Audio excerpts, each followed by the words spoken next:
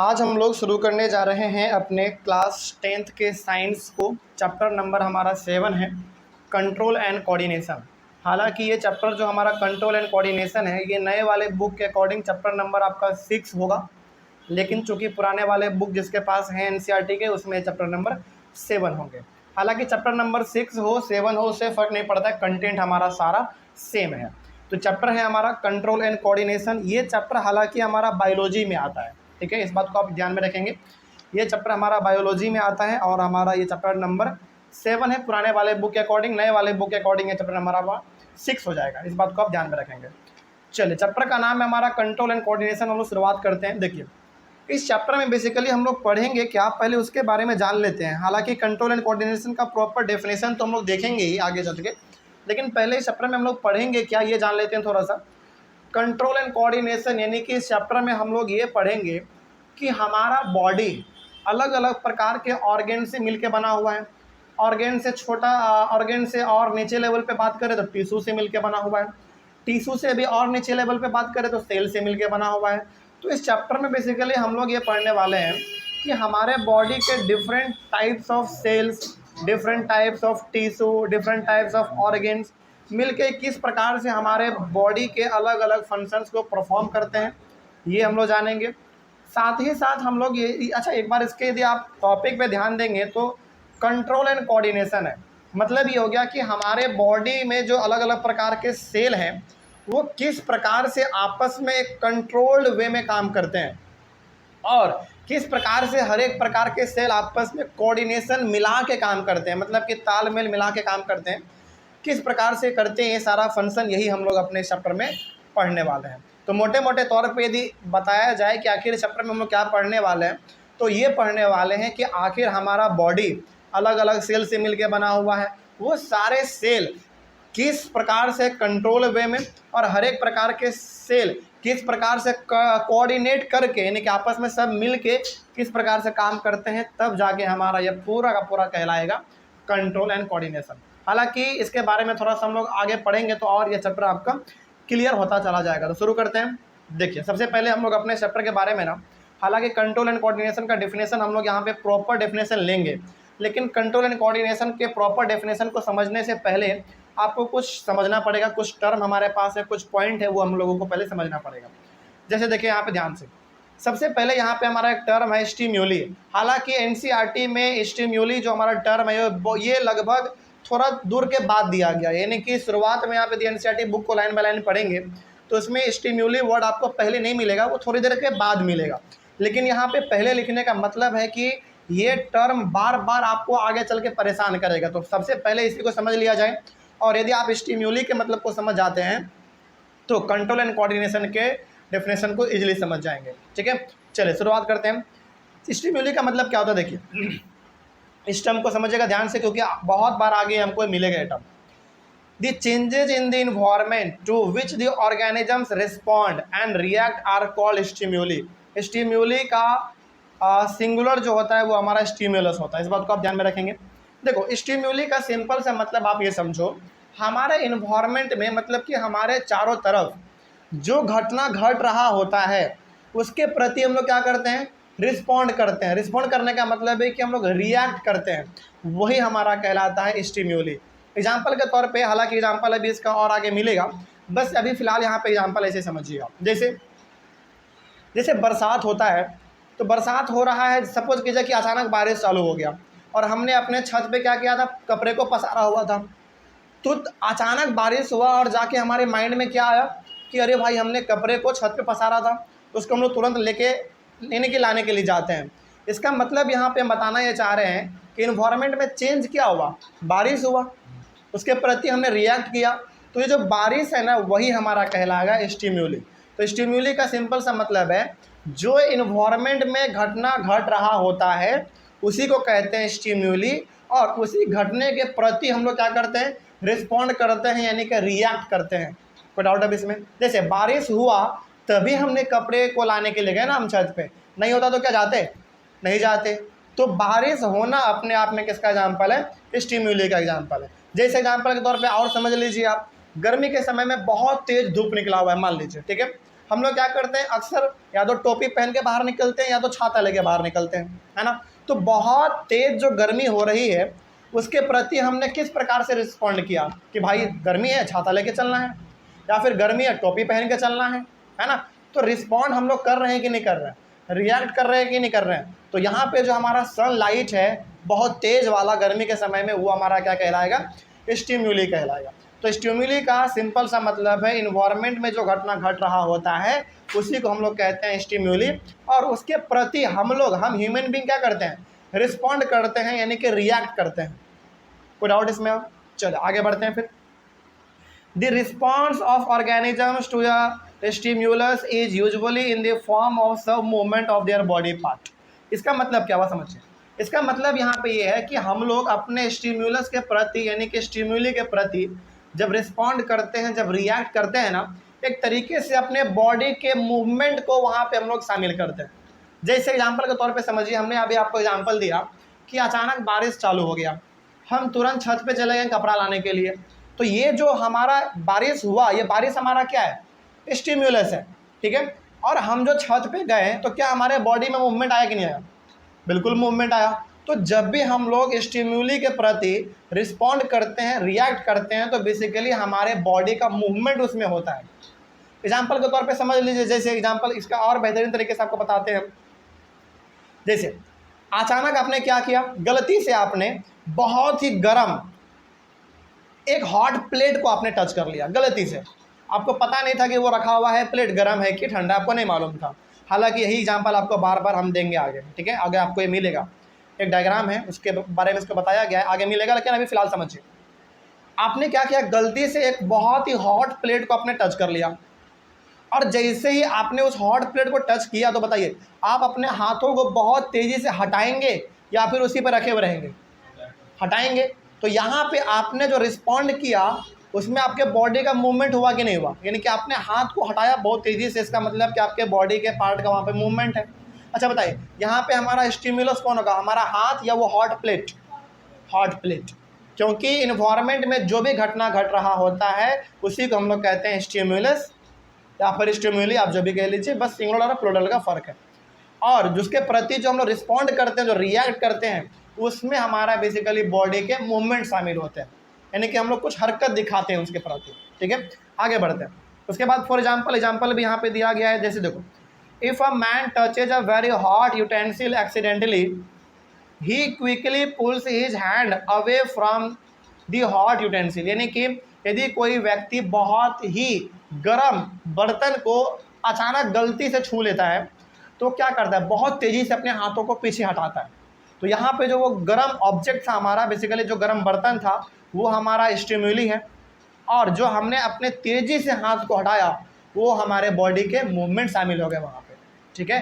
तो उसके प्रति हमने क्या किया, रिएक्ट किया, या फिर आप कह सकते हैं रिस्पॉन्ड किया हमने, ठीक है। आगे बढ़ते हैं फिर। एक और एग्जाम्पल हमारे पास यहाँ पे, अच्छा यहाँ पे वही बात यहाँ पे कहा गया है, here heat is the stimulus. यहाँ पे हमारा स्टिमुलस क्या हुआ, हीट हमारा स्टिमुलस हुआ, क्योंकि इन्वायरमेंट में वही तो हमारा चेंज हो रहा है। उसके बाद एंड द मैन रिएक्ट्स, यानी कि स्टिमुलस हमारा यहाँ पे हीट हुआ, ठीक है।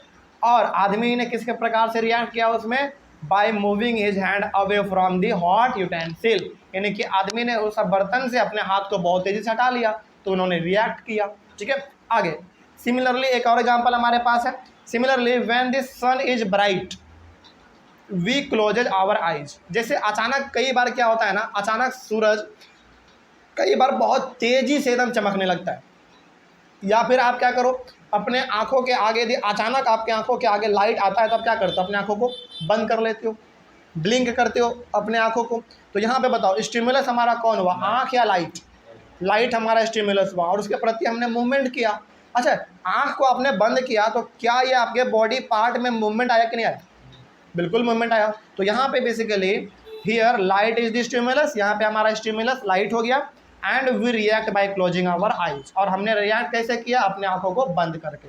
तो बेसिकली यहाँ पे यदि एक लाइन में स्टिमुलस को डिफाइन करना हो बहुत गहराई से, तो ऐसे डिफाइन करेंगे कि इन्वायरमेंट में जो भी हो रहा होता है ना, उसको हम लोग कह देते हैं स्टिमुलस सिंगुलर में, और प्लूरल में स्टिम्युली, ठीक है। उसके प्रति हम लोग क्या करते हैं, रिस्पॉन्ड करते हैं, रिएक्ट करते हैं, और जब रिएक्ट करते हैं तो उसमें हमारे बॉडी का मूवमेंट शामिल होता है, यानी कि हम लोग हरकत करते हैं, हमारे बॉडी के पार्ट में हलचल होता है।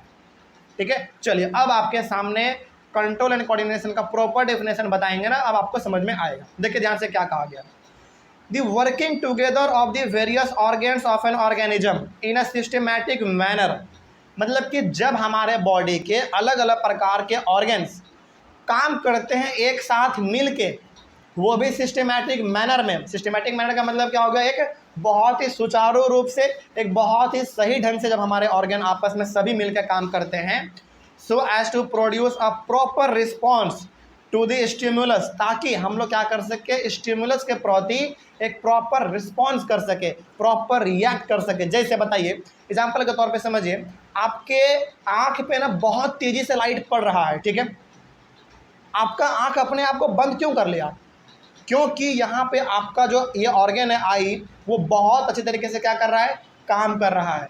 यदि वो काम नहीं करेगा तो क्या आप उसके प्रति रिएक्ट कर पाएंगे, नहीं कर पाएंगे। जैसे एग्जांपल के तौर पे बताते हैं, जैसे कोई आदमी ना देख नहीं पाता है, उसका आंख बिल्कुल ख़राब हो जाता है, यानी कि वो अंधा होता है, उसके आंख के आगे आप कितना ही लाइट जला दो उसको कोई फ़र्क पड़ेगा, कोई फ़र्क नहीं पड़ेगा। क्यों नहीं पड़ेगा, क्योंकि वहाँ पे उसका वो ऑर्गन काम ही नहीं कर रहा होता है। इसका मतलब है कि वहाँ पे वो आंख स्टिमुली के प्रति रिएक्ट ही नहीं कर रहा होता है। Is called control and coordination. तो कंट्रोल एंड कोऑर्डिनेशन का सिंपल सा मतलब है, जब आपके बॉडी के अलग अलग प्रकार के ऑर्गन एक सिस्टमैटिक वे में काम करने लगे, सब मिलजुल के काम करने लगे, ताकि इन्वायरमेंट में जो घटना घट रहा है उसके प्रति आप क्या कर सके, इसी तरीके से रिस्पॉन्ड कर सके, रिएक्ट कर सके। इसी को हम लोग कहते हैं कंट्रोल एंड कोऑर्डिनेशन। जैसे एग्जांपल के तौर पे समझिए, आप रोड पे चल रहे हैं, पीछे से एक कार वाला है ना बहुत ज़ोर से हॉर्न मार रहा है, आप क्या करते हैं, तुरंत साइड हटते हैं। क्यों साइड हट रहे हैं आप, क्योंकि वहाँ पे आपका ऑर्गन आपको फोर्स कर रहा है कि भाई पीछे गाड़ी है, हॉर्न बजा रहा है, आप साइड हटो। तो यहाँ पे क्या हो रहा है, बेसिकली हमारे अलग अलग प्रकार के ऑर्गन एक साथ काम कर रहे हैं मिलके, तभी हम लोग जो पीछे हमारा स्टिमुली है हॉर्न, गाड़ी का हॉर्न, उसके प्रति हम लोग क्या कर पा रहे हैं, रिएक्ट कर पा रहे हैं। तो कंट्रोल एंड कोऑर्डिनेशन का सिंपल सा मतलब है कि जब इन्वायरमेंट में कोई घटना घट रहा होता है, यानी कि इन्वायरमेंट में जो कुछ भी हो रहा है उसके प्रति हम लोग क्या करते हैं, रिस्पॉन्ड करते हैं, रिएक्ट करते हैं, और उस समय पे हमारे बॉडी का अलग अलग ऑर्गन एक सिस्टमेटिक वे में काम कर रहा होता है, तभी तो रिएक्ट कर पाते हैं। इसी को कहते हैं हम लोग कंट्रोल एंड कोऑर्डिनेशन। तो अब क्या इस चैप्टर का मतलब समझ में आया क्या होता है। तो इस पूरे चैप्टर में बेसिकली हम लोग यही पढ़ने वाले हैं कि आखिर हमारे ऑर्गन अलग अलग प्रकार से, यानी कि अलग अलग प्रकार के ऑर्गन किस प्रकार से एक साथ मिलकर काम करते हैं, जिस प्रकार ताकि हम लोग क्या कर सके, किसी भी स्टिमुली के प्रति रिएक्ट कर सके। ठीक है, चलिए आगे बढ़ते हैं। उसके बाद हमारा सबसे पहला टॉपिक इस चैप्टर का शुरुआत होता है, एनिमल्स नर्वस सिस्टम। ये हमारा क्या है, इसको हम लोग अपने अगले वाले क्लास में शुरू करते हैं। लेकिन क्या अभी तक जो हम लोगों ने पढ़ा बेसिकली वो एक इंट्रोडक्शन था, क्या वो समझ में आया। आगे हम लोग अपने क्लास में इस टॉपिक को शुरुआत करेंगे। तब तक के लिए थैंक यू वेरी मच। आज हम लोग शुरू करने जा रहे हैं अपने इस चैप्टर के सबसे पहले वाले टॉपिक को। पिछले वाले क्लास में जो हम लोगों ने पढ़ा वो बेसिकली एक छोटा सा इंट्रोडक्शन था। आज हम लोग अपने चैप्टर को शुरू करने वाले हैं एक मेन टॉपिक के साथ। टॉपिक है हमारा एनिमल्स नर्वस सिस्टम। बेसिकली इस टॉपिक में हम लोग बात करने जा रहे हैं नर्वस सिस्टम के बारे में। किसके बारे में, नर्वस सिस्टम के बारे में। ध्यान से समझिएगा। देखिए, नर्वस सिस्टम को पढ़ने से पहले ना थोड़ा सा हम लोग जानकारी लेते हैं अलग अलग प्रकार के सिस्टम के बारे में। जैसे हमारे बॉडी में रेस्पिरेटरी सिस्टम होता है, डाइजेस्टिव सिस्टम होता है ना, अलग अलग प्रकार के सिस्टम होते हैं। उसी प्रकार से हमारे बॉडी में एक और प्रकार का सिस्टम है जिसका नाम है नर्वस सिस्टम, और इस चैप्टर में ज़्यादातर बात होगा हमारे नर्वस सिस्टम के बारे में ही। ठीक है, शुरू करते हैं। देखिए, सबसे पहले the animals have many specialized cells called nerve cells, यानी कि नर्व सेल को हम लोग न्यूरॉन भी कहते हैं। देखिए, आपको मालूम है कि हमारे बॉडी में अलग अलग प्रकार का सेल है, यानी कि डिफरेंट टाइप्स के सेल हैं। उन्हीं डिफरेंट टाइप्स ऑफ सेल में से हमारा एक और बहुत ही खास प्रकार का सेल है जिसको हम लोग कहते हैं नर्व सेल। ठीक है, और नर्व सेल को हम लोग न्यूरॉन भी कहते हैं। तो कई बार आपके सामने नर्व सेल वर्ड जिक्र नहीं किया जाएगा बल्कि न्यूरॉन बोला जाएगा। तो दोनों का मतलब आपको सेम समझना है। ठीक है, आगे अब देखो, चूँकि नर्व सेल हमारा, जैसे हमारे बॉडी में अलग अलग प्रकार के सेल हैं, उसी प्रकार का हमारा सेल एक और कौन है, नर्व सेल है। तो बहुत सारे नर्व सेल से मिल के हमारा एक सिस्टम तैयार होता है, उसी सिस्टम को कहते हैं नर्वस सिस्टम। ठीक है, a system which is made up of nerve cells is called nervous system. यानी कि जब हमारा एक बहुत लंबा तगड़ा एक कॉम्प्लेक्स सिस्टम तैयार हो जाए किसके थ्रू, नर्व सेल के थ्रू, यानी कि नर्व सेल को मिला के, तो उस सिस्टम को हम लोग कहते हैं नर्वस सिस्टम।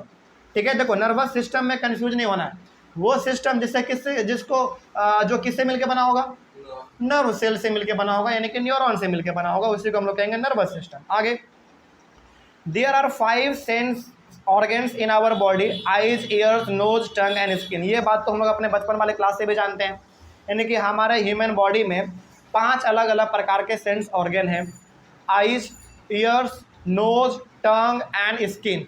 अच्छा एक बात बताओ, इस दुनिया में जो कुछ भी हो रहा होता है उसको जो हम लोग अनुभव कर पाते हैं, क्या इन्हीं 5 ऑर्गन की वजह से कर पाते हैं कि नहीं? हालांकि इसका मतलब ये हो गया कि यदि ये 5 ऑर्गन हमारे बॉडी से गायब कर दिया जाए तो ह्यूमन बॉडी ना एक तरीके से बस कठपुतला बन के रह जाएगा। जैसे एग्जांपल के तौर पे बताते हैं, कोई चीज़ हम लोग क्यों देख पाते हैं? क्योंकि हमारे पास आँख है। कोई चीज़ क्यों हम लोग सुन पाते हैं? क्योंकि हमारे पास कान है। उसी प्रकार से क्यों हम लोग कोई चीज़ स्मेल कर पाते हैं? क्योंकि नाक है। उसी प्रकार से टंग, स्वाद टेस्ट करने के लिए टंग हमारे पास है। किसी चीज़ को फील करने के लिए कि कोई चीज़ गर्म है, ठंडा है, उसके लिए हमारे पास स्किन है। यानी कि हमारे बॉडी का मेन काम तो यही कर रहा है। बात समझ आ रही है? आगे बढ़ते हैं फिर। We receive a variety of information from the environment around us through these sense organs. अब देखो, हम लोग अपने इस सेंस ऑर्गन के थ्रू इन्वायरमेंट में अलग अलग प्रकार के इन्फॉर्मेशन को कलेक्ट करते हैं। यानी कि हम लोग इन्हीं सेंस ऑर्गन के थ्रू इन्वायरमेंट के अलग अलग प्रकार के इन्फॉर्मेशन को रिसीव करते हैं। जैसे बताइए, आवाज़, जैसे डीजे बज रहा है, सपोज करो कि शादी ब्याह हो रहा है कहीं पे, जैसे मान लो कि आपके मोहल्ले में ना शादी हो रहा है, बहुत जोर से साउंड बजाया जा रहा है, उसको आप सुन पा रहे हो, इसका मतलब कि आप इन्फॉर्मेशन को रिसीव कर पा रहे हो। और किसकी वजह से? कान के वजह से। इसका मतलब यहाँ पे कहा यह जा रहा है कि हम लोग जो कुछ भी इन्फॉर्मेशन रिसीव करते हैं इन्वायरमेंट से, वो इन्फॉर्मेशन इन्हीं 5 सेंस ऑर्गन के थ्रू रिसीव करते हैं। इन्फॉर्मेशन का मतलब क्या है? बेसिकली स्टिम्यूली। इन्फॉर्मेशन का मतलब क्या है? स्टिम्यूली। मतलब कि इन्वायरमेंट में जो भी घटना घट रहा है उसको हम लोग इसलिए रिसीव कर पाते हैं क्योंकि हमारे पास सेंस ऑर्गन है। नहीं रहेगा, नहीं रिसीव कर पाएंगे। ठीक है, आगे बढ़ते हैं। जैसे हम अभी आपको पढ़ा रहे हैं, आप क्यों सुन पा रहे हैं? क्योंकि आपके पास कान है। अच्छा मान लो यदि आपके पास कान ना रहे तो क्या आप सुन पाएंगे? नहीं सुन पाएंगे। इसका मतलब कि हमारा सेंस ऑर्गन इन्फॉर्मेशन को रिसीव करने में मदद करता है। आगे, these sense organs contain receptors. अब देखो यहाँ पे ध्यान से, हर एक सेंस ऑर्गन के पास ना अपना अलग अलग रिसेप्टर होता है। रिसेप्टर का मतलब है कि हर एक सेंस ऑर्गन के पास वो एक पार्ट होता है उसके अंदर जो कि इन्फॉर्मेशन को रिसीव करने का काम करता है। जैसे आपको बताते हैं, हमारा स्किन, जैसे एग्जांपल के तौर पे मान लीजिए हम लोग गलती से कोई यदि हॉट ऑब्जेक्ट को छू देते हैं, टच कर लेते हैं, तो हम लोगों को ना बहुत जलता हुआ महसूस होता है। यानी कि हम लोगों को बहुत ही लगता है ना कि अब हमारा हाथ जल रहा है। तो बताइए, क्या एक्चुअली में वो हमारा स्किन उसको सेंस कर पा रहा है क्या? नहीं। स्किन के अंदर जो प्रेजेंट हमारा रिसेप्टर होता है वो उसको फील करता है। हालांकि यदि कहा जाए तो स्किन ही करता है, क्योंकि स्किन के अंदर ही हमारा क्या प्रेजेंट है? रिसेप्टर प्रेजेंट है। तो यहाँ पे कहने का मतलब ये है कि हर एक सेंस ऑर्गन के पास अपना एक रिसेप्टर है जो कि इंफॉर्मेशन को रिसीव करता है। इसीलिए इसका नाम भी पड़ गया रिसेप्टर। क्यों? क्योंकि रिसीव करता है। किसको रिसीव करेगा?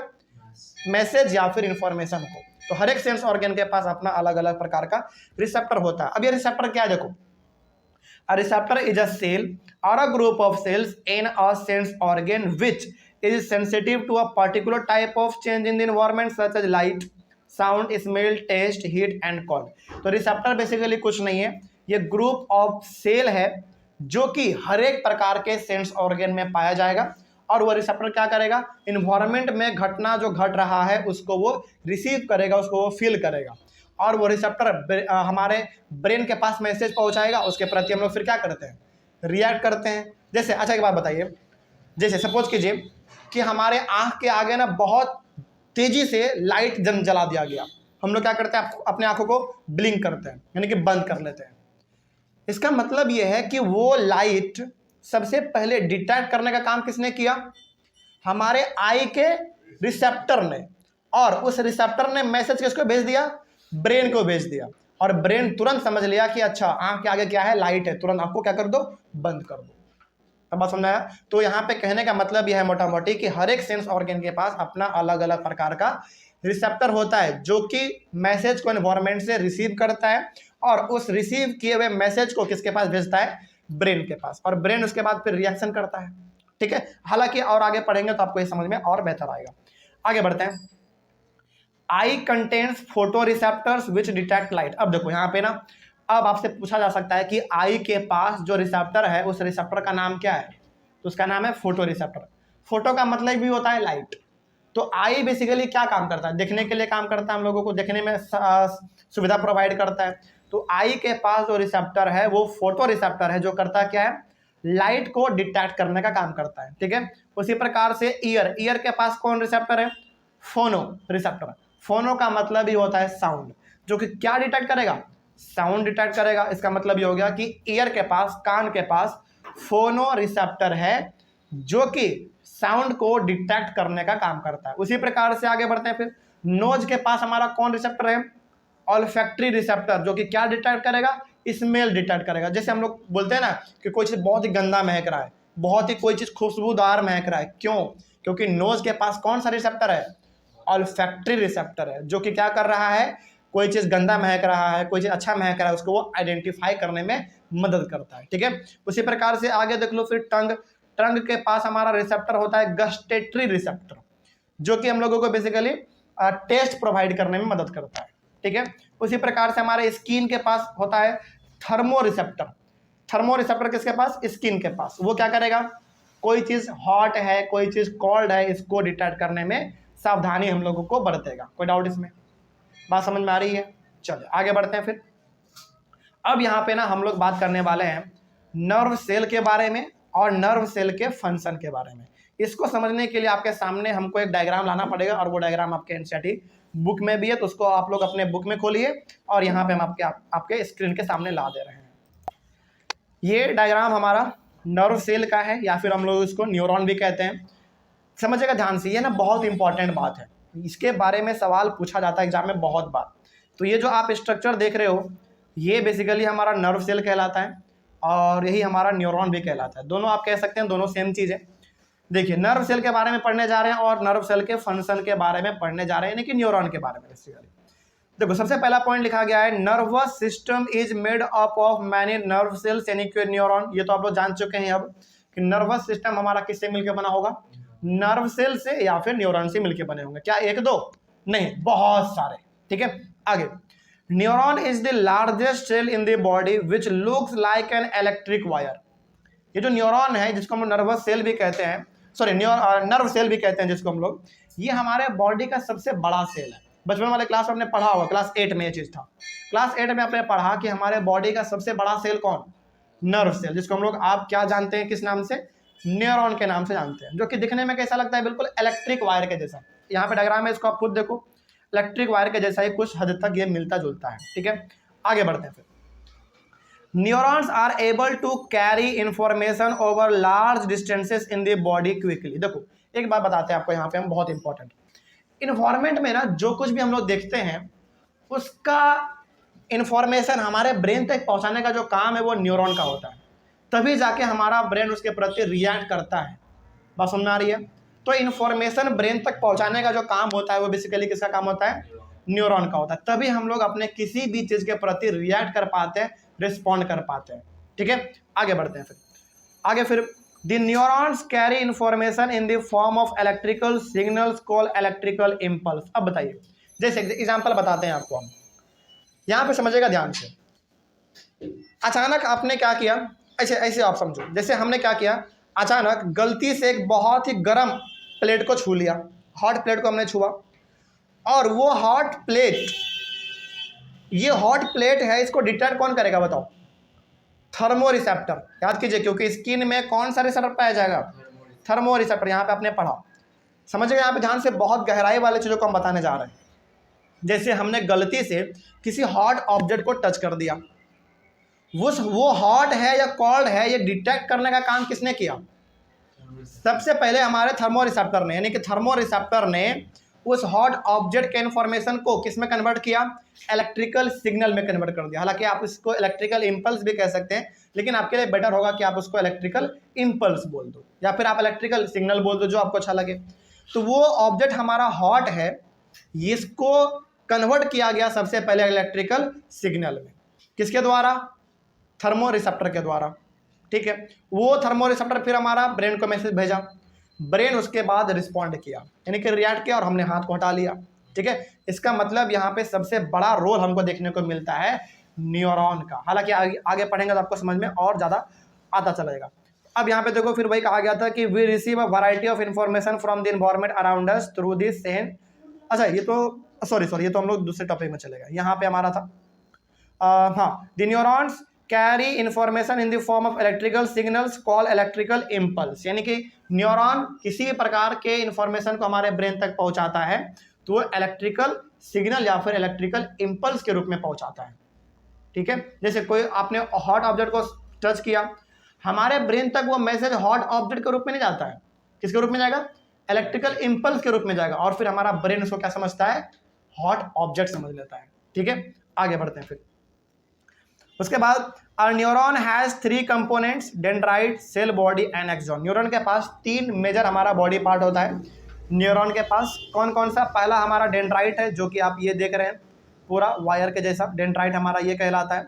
सेल बॉडी, ये पूरा का पूरा हमारा सेल बॉडी है, और सेल बॉडी के अंदर ये हमारा न्यूक्लियस भी होता है।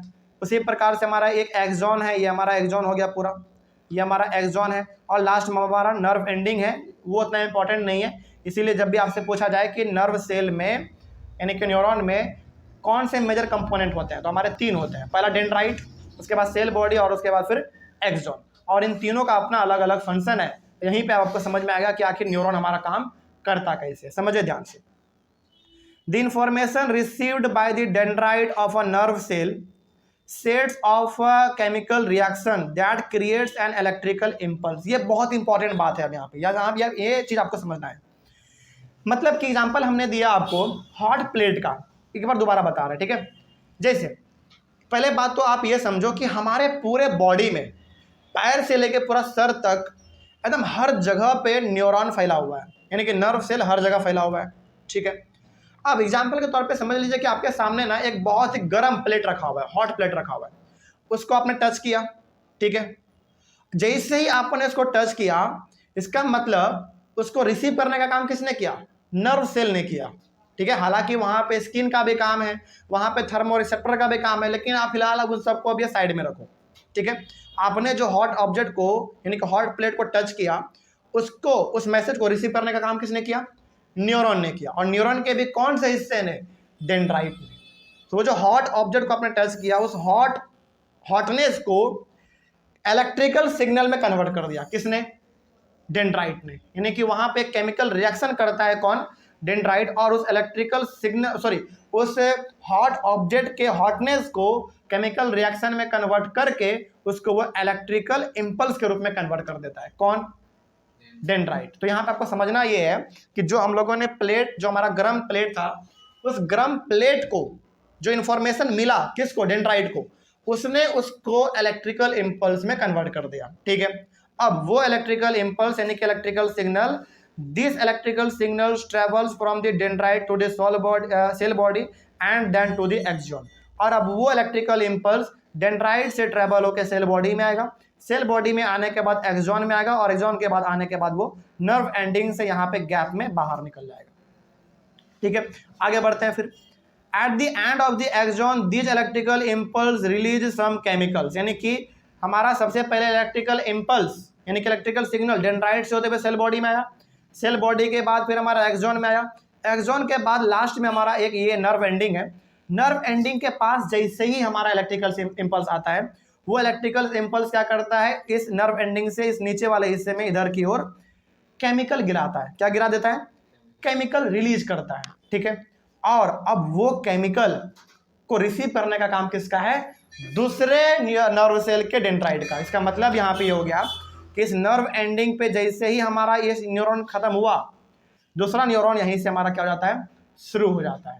और ये जो केमिकल है, वो केमिकल अब रिसीव कौन करेगा? दूसरे नर्व सेल के डेंड्राइट उसको रिसीव करेगा। ठीक है, और उसके न्यूरॉन में भी पूरा फिर से वही प्रोसेस चलेगा जो इसमें चला था। ठीक है, एक बार पूरा आपको समराइज करेंगे, लेकिन आगे बढ़ते हैं फिर। उसके बाद these chemicals cross the gap or synapse and starts a similar electrical impulse in a dendrite of the second neuron. यहाँ पे कहने का मतलब क्या है? कहने का मतलब यहाँ पे आप एक बार दोबारा समझिए, ठीक है, एकदम शुरू से समराइज करते हैं। जैसे हमने यहाँ पे टच किया एक हॉट प्लेट को, हॉट प्लेट को जो हमने टच किया वो इन्फॉर्मेशन सबसे पहले किसको मिला? न्यूरॉन के डेंड्राइट को मिला। डेंड्राइट ने क्या किया? उस इन्फॉर्मेशन को इलेक्ट्रिकल इंपल्स में कन्वर्ट कर दिया केमिकल रिएक्शन करके। वो इलेक्ट्रिकल इंपल्स डेंड्राइट से ट्रैवल होते हुए कहाँ पे आया? सेल बॉडी में आया। सेल बॉडी के बाद एक्सॉन में आया। एक्सॉन में आने के बाद वो नर्व एंडिंग में आया। नर्व एंडिंग में वो इलेक्ट्रिकल इंपल्स आने के बाद क्या करता है? ये जो आप गैप देख रहे हो ना यहाँ पे, इस स्पेस को हम लोग कहते हैं गैप या फिर साइनेप। इस बात को आप याद रखिएगा, इसको हम लोग साइनेप्स भी कहते हैं। इस गैप को या फिर इस जगह को हम लोग खाली जो होता है उसको हम लोग साइनेप्स भी कहते हैं। तो ये हमारा इलेक्ट्रिकल इंपल्स एक्सॉन के थ्रू आते हुए नर्व एंडिंग में आया। नर्व एंडिंग में जैसे वो हमारा इलेक्ट्रिकल इंपल्स आया, वो रिलीज करता है उस गैप में, उस साइनेप्स में, खाली जगह में केमिकल रिलीज करता है, और यहीं से हमारा दूसरा न्यूरॉन शुरू हो जाता है। तो दूसरा न्यूरॉन जहाँ से शुरू हो रहा है वहाँ से लेकर नर्व एंडिंग, इन दोनों के बीच में थोड़ा बहुत जगह होता है। उसी जगह को हम लोग कहते हैं गैप या फिर साइनेप्स, ठीक है। और उस गैप या फिर उस साइनेप्स में क्या हमारा रिलीज हो रहा है? धीरे धीरे केमिकल रिलीज हो रहा है। उस केमिकल को रिसीव करने का काम किसका है? दूसरे वाले नर्व सेल के डेंड्राइट का। और फिर वो डेंड्राइट से किस में जाएगा? सेल बॉडी में। सेल बॉडी के बाद फिर एक्सॉन में। एक्सॉन के बाद फिर वो नर्व एंडिंग में, फिर वहाँ पे वो केमिकल रिलीज करेगा। फिर तीसरा वाला फिर न्यूरॉन उसको अचीव करेगा। यानी कि ये प्रोसेस हमारा लगातार चलता रहता है। आगे it can then be transfer to the third neuron in a similar way. यानी कि पहले से दूसरे में जाएगा, दूसरे से तीसरे में, तीसरे से चौथे में, और ऐसे होते होते हमारे पास फाइनली ब्रेन में मैसेज पहुंचता है। और ब्रेन उसको क्या समझ लेता है कि हाँ वो प्लेट कैसा है? हॉट है, गर्म है, जल्दी से अपना हाथ हटाओ। तब जाके हम लोग अपना हाथ वहाँ से हटाते हैं, ठीक है। उसके बाद this process goes on till the electrical impulse reaches the brain. और ये हमारा काम तब तक चलता रहता है जब तक कि हमारा ब्रेन उसको समझ न ले। और ब्रेन जब समझ लेता है तो हम लोग अपने हाथ को क्या कर लेते हैं? हटा लेते हैं, ठीक है। तो सबसे पहले हमारा मैसेज मिलता है डेंड्राइट को। डेंड्राइट केमिकल रिएक्शन करके उस इंफॉर्मेशन को इलेक्ट्रिकल इंपल्स में कन्वर्ट करता है। वो इलेक्ट्रिकल इंपल्स हमारा सेल बॉडी में आता है। सेल बॉडी के बाद एक्सॉन में, एक्सॉन के बाद नर्व एंडिंग में। नर्व एंडिंग में जैसे हमारा इलेक्ट्रिकल इंपल्स आता है, वो रिलीज क्या करता है? केमिकल रिलीज करता है। कहाँ पे? गैप में या फिर साइनेप्स में, जो भी आप कह लीजिए, दोनों का मतलब सेम ही होता है। यानी कि यहीं से हमारा दूसरा जो है ना न्यूरॉन चालू होता है, ठीक है। और वो केमिकल सबसे पहले रिसीव कौन करेगा? दूसरे वाले न्यूरॉन के डेंड्राइट को, यानी कि डेंड्राइट उसको रिसीव करेगा। कौन सा डेंड्राइट? दूसरे वाले नर्व सेल का। नर्व सेल का डेंड्राइट उसको रिसीव करेगा, फिर वो रिसीव करके सेल बॉडी को भेजेगा, फिर एक्सॉन को भेजेगा, फिर नर्व एंडिंग को, फिर वहाँ पे वो केमिकल रिलीज करेगा, फिर वो तीसरे वाला जो नर्व सेल होगा फिर उसका डेंड्राइट उसको अचीव करेगा। ऐसे करते करते करते करते हमारे फाइनली ब्रेन तक मैसेज पहुँचता है, और ब्रेन उसको क्या समझ लेता है? इन्फॉर्मेशन के तौर पे समझता है, और फिर हम लोग उसके प्रति रिएक्ट करते हैं। तो इसका मतलब ये हो गया कि हम लोगों का जो ब्रेन है ना, वो अल्टीमेट कोऑर्डिनेटिंग सेंटर है। मतलब कि हर एक प्रकार का मैसेज ट्रांसफर होकर आखिरकार जाना कहाँ है? ब्रेन के पास ही जाना है, और ब्रेन उसके बाद फिर इंटरप्रेट करता है उसको। कोई डाउट इसमें? बात समझ आ रही है? तो जरा सोचो कि कोई भी चीज़ जब इन्वायरमेंट में घट रहा होता है तो इसका इन्फॉर्मेशन हमारे ब्रेन तक लेके जाने का काम किसका है? न्यूरॉन का, यानी कि नर्व सेल का। और उसके प्रति हम लोग कितना फास्ट रिएक्ट करते हैं। सोचो हमारा नर्व सेल इस मैसेज को कितना जल्दी से ट्रैवल करता होगा। बात समझ आ रही है? मतलब कि जल्दी से, मतलब कि गलती से यदि हम कोई हॉट प्लेट छू लेते हैं तो उसका मैसेज हमारे ब्रेन तक कितना फास्ट जाता है, और हम लोग कितना जल्दी उसके प्रति रिएक्शन लेते हैं। तो ये प्रोसेस बहुत ही फास्ट होता है हमारे बॉडी के अंदर, ठीक है। तो ये हो गया हमारा नर्व सेल के बारे में और नर्व सेल के फंक्शन के बारे में। इसमें तो कोई डाउट नहीं किसी को? चलिए अगले वाले क्लास में हम लोग शुरू करेंगे। एक और हमारा टॉपिक है what happens in reflex action. ये हम लोग अपने अगले वाले क्लास में डिस्कस करेंगे। तब तक के लिए थैंक यू वेरी मच।